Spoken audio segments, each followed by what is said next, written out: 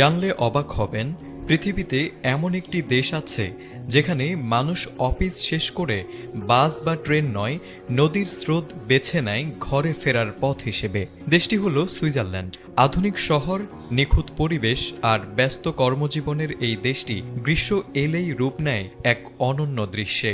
হাজারো মানুষ তখন গাড়ির পরিবর্তে নদীতে ভেসে বাড়ি ফেরে, যা এখন এক জনপ্রিয় জীবনধারায় পরিণত হয়েছে।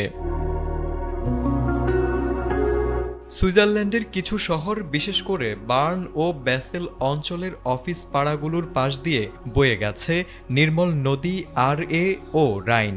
কাজ শেষে মানুষ সোজা চলে আসে নদীর ধারে। তারা মোবাইল, মানিব্যাগ ও পোশাক রাখে বিশেষ জলরোধী ব্যাগে। তারপর সেই ব্যাগকে ছোট ভাসমান টিউব হিসেবে ব্যবহার করে স্রোতের সঙ্গে ভেসে পড়ে। এই ব্যাগগুলো একদিকে জিনিসপত্রকে নিরাপদ রাখে, অন্যদিকে ভাসতে সহায়তা করে।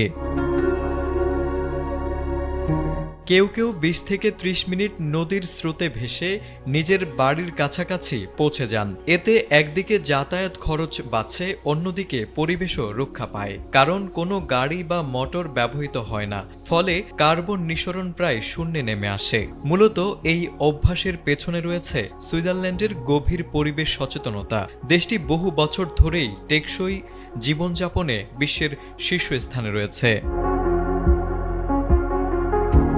মানুষের নিরাপত্তা ও সুবিধার কথা ভেবে সরকার নদীর পাড়ে তৈরি করেছে ছোট ছোট পরিবর্তন কক্ষ ও স্নানঘর। সেখানেই মানুষ সহজে পোশাক বদলে বাড়ি ফিরতে পারে। পাশাপাশি নদীর জলমান নিয়মিত পরীক্ষা করা হয়, যাতে এটি সাঁতার বা ভেসে চলার জন্য সম্পূর্ণ নিরাপদ থাকে। বিশেষজ্ঞরা বলছেন, এই যাতায়াত পদ্ধতি শুধু শারীরিক স্বাস্থ্যের জন্যই নয়, মানসিক প্রশান্তির জন্য কার্যকর।